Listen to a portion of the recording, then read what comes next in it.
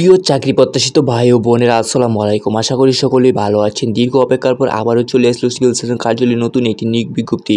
এখানে দেওয়া হচ্ছে গণপ্রজাতন্ত্রী বাংলাদেশ সরকার সিভিল সার্জন কার্যালয় লক্ষ্মীপুরে নতুন একটি নিয়োগ বিজ্ঞপ্তি প্রকাশ পেয়েছে 19 সেপ্টেম্বর 2025 খ্রিস্টাব্দে।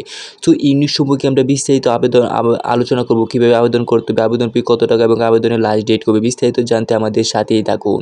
সো এটি একটি অনলাইন বিজ্ঞপ্তি, সরাসরি অনলাইন আবেদন করতে হবে, সরাসরি আবেদনের মাধ্যমে। সো যারা আবেদন করতে চান আপনার ডেসক্রিপশনে লিঙ্ক দিয়ে দেবো, এখানে ঢুকে আপনি আবেদন করে নিতে পারবেন।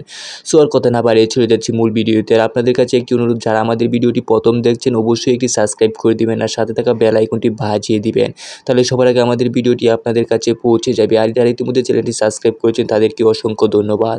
আর আমাদের ভিডিওটি একটি লাইক শেয়ার কমেন্ট করে দিবেন, সকলকে ধন্যবাদ। সো আর কথা না বাড়িয়ে চলে যাচ্ছি মূল ভিডিওতে। এই সার্কুলারে মোট আপনি 5টি ক্যাটাগরিতে 127টি জনবল নিয়োগ করা হয়েছে। সো আমরা 1 নম্বর ক্যাটাগরিতে দেখতে পাচ্ছি পরিসংখ্যানবিদ, এটার পদ সংখ্যা 2টি, আপনার বেতন হচ্ছে 10,200 থেকে 24,680 টাকা 14তম গ্রেড। এটা শিক্ষত যোগ্যতা হলো কোনো স্বীকৃত বিশ্ববিদ্যালয় হইতে পরিসংখ্যান, গণিত অথবা অর্থনীতি বিষয়ে স্নাতক বা সমমানের ডিগ্রি অথবা কম্পিউটার চালানোর দক্ষতা থাকতে হবে। 2 নম্বরে দেওয়া হচ্ছে আপনার স্টোর কিপার, এটার পদ সংখ্যা 5টি, আপনার বেতন 9,300 থেকে 23,490 টাকা 16তম গ্রেডে। শিক্ষাগত যোগ্যতা কোনো স্বীকৃত বোর্ড হতে উচ্চ মাধ্যমিক সার্টিফিকেট বা সমমান পরীক্ষায় উত্তীর্ণ অথবা স্টোর কিপার পদাধিকারীগণকে সরকারি বিধি অনুযায়ী জামানত প্রদান করিতে হবে। 3 নম্বরে হচ্ছে অভিসহকারী কাম কম্পিউটার মূর্ধনিক, এটার পদ সংখ্যা 3টি, এটার বেতন হচ্ছে আপনার 9,300 থেকে 23,490 টাকা, এটার 16তম গ্রেডে বেতন পাবেন। এটা শিক্ষাগত যোগ্যতা হলো কোনো স্বীকৃত বোর্ড হতে উচ্চ মাধ্যমিক সার্টিফিকেট বা সমান পরীক্ষা অর্থাৎ আপনি এইচএসসি পাস করলে আবেদনটি করতে পারবেন। তারপরে দেওয়া হচ্ছে কম্পিউটার চালানোর দক্ষতা এবং কম্পিউটার ব্যবহার সংক্রান্ত ওয়ার্ড প্রসেসিং, ডাটা এন্ট্রি ও টাইপিং ইত্যাদি। সর্বনিম্ন গতি বাংলায় প্রতি মিনিটে 20 এবং ইংরেজিতে প্রতি মিনিটে 20 শব্দের গতি সম্পন্ন থাকতে হবে। তারপর 4 নম্বরে দেওয়া হচ্ছে স্বাস্থ্য সহকারী, এখানে সর্বোচ্চ পদে 116টি পদে আপনি আবেদন করতে পারবেন। এটার বেতন হচ্ছে আপনার 9,300 থেকে 23,490 টাকা 16তম গ্রেড। এটা শিক্ষাগত যোগ্যতা হলো কোনো স্বীকৃত বোর্ড হইতে উচ্চ মাধ্যমিক সার্টিফিকেট বা সমান পরীক্ষা উত্তীর্ণ অর্থাৎ আপনার শুধু এইচএসসি পাস করলে এই আবেদনটি করতে পারবেন। এরপর সর্বশেষ 5 নম্বরে দেওয়া হচ্ছে আপনার ড্রাইভার, এটির পদ সংখ্যা 1টি, বেতন হচ্ছে আপনার 9,300 থেকে 23,490 টাকা। শিক্ষাগত যোগ্যতা কোনো স্বীকৃত বোর্ড হতে জুনিয়র স্কুল সার্টিফিকেট বা সমমান পরীক্ষায় উত্তীর্ণ। তারপর হচ্ছে হালকা যানবাহন চালানো, হালনাগাদ বৈধ ড্রাইভিং লাইসেন্স আর দ্বারাই। এরপর সম্পূর্ণ অভিজ্ঞতা সম্পূর্ণ চালকদের অগ্রাধিকার দেওয়া হবে, অর্থাৎ আপনি এটি এসএসসি পাস করলে আবেদনটি করতে পারবেন এবং যাদের লাইসেন্স আছে, গাড়ি চালানোর হালকা অভিজ্ঞতা আছে, তাদেরকে অগ্রাধিকার দেওয়া হবে। আবেদন সংক্রান্ত কিছু নোটিশ দেওয়া আছে, যেগুলো আমরা একটু দেখে নেই। তারপর দেওয়া হচ্ছে আবেদনের শর্ত ও নির্দেশনাবলী। 1 নম্বরে দেওয়া হচ্ছে সকল প্রার্থীর আবেদন শুধুমাত্র অনলাইন গ্রহণ করা হবে। অনলাইন ব্যতীত কোনো আবেদন গ্রহণ করা হবে না বা বাতিল বলে গণ্য হবে, অর্থাৎ শুধুমাত্র এটি আপনার অনলাইন আবেদন, অনলাইন ছাড়া আবেদন করতে পারেন। সো অনলাইন আবেদন করার লিঙ্কটি আমরা ডেসক্রিপশনে দিয়ে দেবো, এখানে ঢুকে আপনি আবেদন করতে পারবেন। এরপর আবেদনপত্র লিখিত, মৌখিক ও ব্যবহারিক প্রযোজ্য ক্ষেত্রে পরীক্ষায় প্রার্থীর স্বাক্ষর হতে হবে। 2 নম্বরে দেওয়া হচ্ছে নিয়োগ ও কোটা নির্ধারণের ক্ষেত্রে সরকারের সর্বশেষ সংসদীয় জনপ্রশাসন মন্ত্রণালয়ের স্মারক নং এত এবং এত তারিখ 23/7/2024 খ্রিস্টাব্দ বিধিবিধান অনুসরণ করা হবে। 3 নম্বরে দেওয়া হচ্ছে প্রার্থীকে জন্মসূত্রে বাংলাদেশের নাগরিক এবং লক্ষ্মীপুর জেলার স্থায়ী বাসিন্দা হতে হবে। যদি কোনো প্রার্থী বাংলাদেশের নাগরিক না হন কিংবা বাংলাদেশের নাগরিক নন এমন কোনো ব্যক্তি বিয়ে করেন বা বিয়ে করার জন্য প্রতিশ্রুতিবদ্ধ হন, তবে তিনি আবেদন করার জন্য যোগ্য বিবেচিত হবেন না। 4 নম্বরে দেওয়া হচ্ছে যদি কোনো প্রার্থী ফৌজদারি অপরাধে আদালত কর্তৃক দণ্ডিত হন কিংবা কোনো সরকারি বা স্বায়ত্তশাসিত প্রতিষ্ঠান বা স্থানীয় কর্তৃপক্ষের চাকরি হতে বরখাস্ত হয়ে থাকেন, তবে তিনি আবেদন করার জন্য যোগ্য বিবেচিত হবেন না। এরপর 5 নম্বরে প্রার্থীর বয়স 30 সেপ্টেম্বর 2025 খ্রিস্টাব্দের তারিখ সর্বনিম্ন 18 এবং সর্বোচ্চ 32 বছরের মধ্যে হতে হবে। বয়স প্রমাণের ক্ষেত্রে কোনো এফিডেভিট গ্রহণযোগ্য নয়, অর্থাৎ আপনার সার্টিফিকেটের যে বয়স সেটাই আপনার আসল বয়স হিসেবে ধরা হবে। 6 নম্বরে হচ্ছে প্রার্থী কেবলমাত্র একটি পদের জন্য আবেদন করতে পারবেন। একাধিক পদের জন্য আবেদন করলে তার সকল আবেদন বাতিল বলে গণ্য হবে, অর্থাৎ আপনারা কেউ একাধিক আবেদন করার চেষ্টা করবেন না, তাহলে আপনার 2টি আবেদনই বাতিল বলে গণ্য হবে। সো আপনারা একটি আবেদন করার জন্য চেষ্টা করবেন, একটি আবেদনই করতে পারবেন। 7 নম্বর দেওয়া হচ্ছে আবেদনকারীকে তার সকল অর্জিত শিক্ষাগত যোগ্যতা অভিজ্ঞতা বিষয়টি আবেদনের উল্লেখ করতে হবে। এখানে আরও কিছু তথ্য দেওয়া আছে আপনার এই নিয়োগ সম্পর্কে। সো এখানে 8 থেকে আপনার 13 নং কিছু তথ্য দেওয়া আছে, এগুলো আপনার নিজ দায়িত্বে একটু পড়ে নেবেন। সো আমরা দেখি আবেদন কবে শুরু এবং আবেদন কীভাবে করতে হবে, এই তথ্যগুলো আমরা একটু মূল ইম্পর্টেন্টগুলো একটু দেখে নিই। আর বাকি তথ্যগুলো যেগুলো বলা হয়নি এগুলো আপনারা একটু দেখে নেবেন, যেমন 8 থেকে 13 নং তথ্যগুলো আপনার নিজ দায়িত্বে দেখে নেবেন, আমরা পরবর্তীগুলো একটু দেখে নিই। এরপর 14 নম্বরে দিয়েছে অনলাইন আবেদনপত্র পূরণ সংক্রান্ত নিয়মাবলী, শর্তাবলী ও সময়সীমা নিম্নরূপ। ক নম্বর হচ্ছে আগ্রহী প্রার্থীগণ https://cs.lokkhipur.gov.bd ওয়েবসাইটে আবেদন পূরণ করতে পারবেন।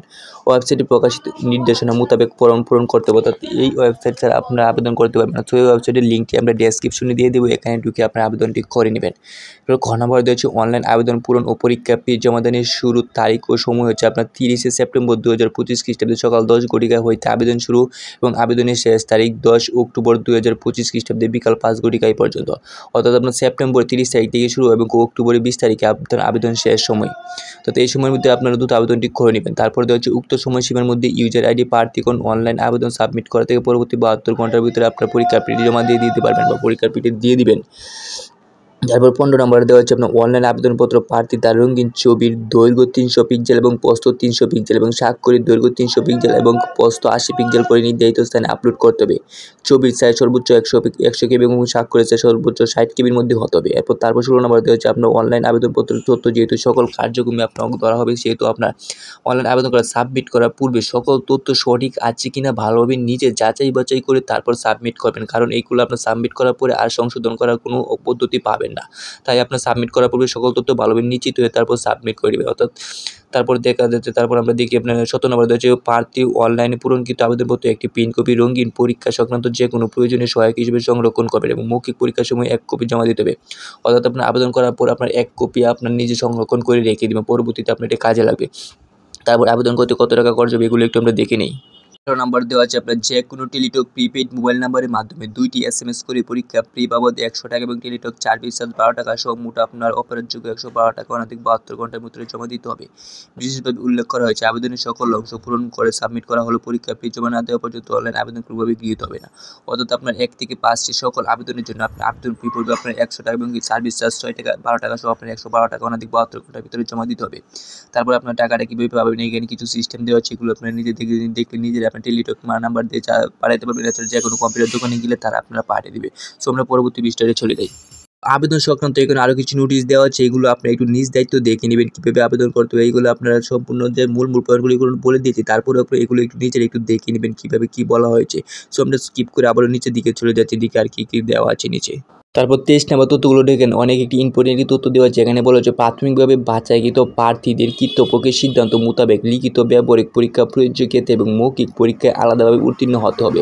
কেবলমাত্র মৌখিক পরীক্ষার জন্য নির্বাচিত প্রার্থীদের মৌখিক পরীক্ষার সময় নিম্নোক্ত সত্ত্বায় কাগজপত্র সময় মূল কপি বা বাধ্যতামূলকভাবে প্রদর্শন করতে হবে এবং এক সেট সত্যায়িত অনুলিপি জমা দিতে হবে। সকল সত্যায়িত পত্রের সরকারি প্রথম শ্রেণী গেজেটের কর্মকর্তার নাম ও পদবি উল্লেখ সহ সিলমোহর কর্তৃপক্ষ সম্পাদিত হতে হবে। এখানে বলা হয়েছে আপনারা যারা প্রাথমিকভাবে বাছাইকৃত হবে এবং লিখিত পরীক্ষায় উত্তীর্ণ হয়ে যারা মৌখিক পরীক্ষায় অংশগ্রহণ করবেন, তাদের জন্য আপনার নিচে দেওয়া আপনার ক থেকে ঠ পর্যন্ত যে কাগজপত্রগুলো বলা হয়েছে আপনার ভালোভাবে একটু দেখে তারপর এই কাগজপত্রগুলো আপনার প্রথম শ্রেণী গেজেট এই কর্মকর্তার দ্বারা সিলমোহর দিয়ে আপনার সত্যায়িত করতে হবে এবং কি আপনার মূল কপি এবং তাদের সামনে আপনার মৌখিক পরীক্ষার সময় প্রদর্শন করতে হবে। অর্থাৎ আপনার এখানে যে কাগজপত্রগুলো বলা হয়েছে এগুলো সম্পূর্ণগুলো আপনার তথ্যগুলো সংগ্রহ করে মৌখিক পরীক্ষার সময় শুধু আপনার প্রদর্শন করতে হবে। অর্থাৎ যারা আপনার লিখিত পরীক্ষায় উত্তীর্ণ হয়ে মৌখিক পরীক্ষার জন্য অংশগ্রহণ করে শুধু তাদের জন্য আপনি এই কাগজপত্রগুলো প্রদর্শন করতে হবে। সো এগুলো একটু ভালোভাবে দেখে তারপর আপনার কাগজপত্র সংগ্রহ করে নিয়ে যাবেন। এরপর আমরা নিচে তথ্যগুলো একটু দেখে নিচ্ছি আর কী বলা হয়েছে। 24 নম্বরে হচ্ছে প্রার্থীকে লিখিত ব্যবহারিক প্রয়োজনীয় ক্ষেত্রে মৌখিক পরীক্ষায় অংশগ্রহণের জন্য কোনো দৈনিক ভাতা ও যাতায়াত ভাতা দেওয়া হবে না। 25 নম্বরে সন্তোষজনক পুলিশ ভেরিফিকেশন রিপোর্ট এবং সিভিল সার্জন কর্তৃক স্বাস্থ্যগত প্রত্যয়ন চাকরিতে নিয়োগের অন্যতম প্রধান শর্ত হিসেবে বিবেচিত হবে। ড্রপ টেক্সট কাউকে মাদকাসক্ত পাওয়া গেলে তার নিয়োগ বাতিল বলে গণ্য হবে। অর্থাৎ আপনারা যারা মাদকে লিপ্ত আছেন তাদেরকে আপনাদের প্রমাণ পরীক্ষা করে আপনার ড্রপ স্টেটে কাউকে পাওয়া যায় তাহলে আপনাদের প্রার্থিতা বাতিল বলে গণ্য করা হবে। এছাড়া এখন আরও কিছু তথ্য দেওয়া আছে 26, 27, 28 এগুলো আপনি একটু নিজে একটু দেখে নেবেন। তারপর আমরা স্কিপ করে আবার নিচে চলে যাচ্ছি আপনার শেষ পৃষ্ঠা এটা এমন আপনার তারপর নিচে দিকে আর কী দেওয়া আছে। সো এটাই আপনার আবেদনের শেষ পৃষ্ঠা। এখানে আর কিছু তথ্য দেওয়া যাবে, তাদের আপনার সম্পর্কে কিছু আপনার তথ্য দেওয়া আছে, এগুলো আপনারা একটু নিজে একটু দেখে নেবেন। তারপরে আপনারা বিস্তারিত ভালোভাবে দেখে তারপর আবেদন করবেন। সো আবারও বলে দিচ্ছি আপনার আবেদন শুরু হবে আপনার 30শে সেপ্টেম্বর থেকে আবেদন শুরু এবং আবেদনের লাস্ট ডেট আপনার 20শে অক্টোবর পর্যন্ত। অর্থাৎ আপনার এই 10 দিন সময় পাবেন আপনার আবেদন করার। সো আপনার এই সময়ের ভিতরে আপনার দ্রুত আবেদন করে ফেলবেন। আর এখানে আপনার মোট 5টি ক্যাটাগরিতে আপনার 127 জন জনবল নিয়োগ করা হয়েছে। সো সকলে আপনার আবেদনটি ভালোভাবে দেখে বুঝে তারপর আবেদন করুন। সো আর আবেদন ফি হচ্ছে আপনার মাত্র 100 টাকা এবং সার্ভিসের 12 টাকা, সব 112 টাকা। সো ভালোভাবে বুঝে শুনে তারপর আপনার নিজের শিক্ষাগত অনুযায়ী আপনি আবেদন করতে পারেন। আর আপনাদের কাছে আবারও একটি অনুরোধ, এখনও যারা আমাদের চ্যানেলটি সাবস্ক্রাইব করেনি অবশ্যই একটি সাবস্ক্রাইব করে দিবেন আর সাথে থাকা বেল আইকনটি বাজিয়ে দিবেন। তাহলে সবার আগে আমাদের ভিডিওটি আপনাদের কাছে পৌঁছে যাবে। আর ইতিমধ্যে যারা চ্যানেলটি সাবস্ক্রাইব করেছেন তাদেরকে অসংখ্য ধন্যবাদ। সো আর কথা না বাড়িয়ে আমরা এখানে ভিডিওটি শেষ করে দিচ্ছি। সকলেই ভালো থাকবেন। আসসালামু আলাইকুম।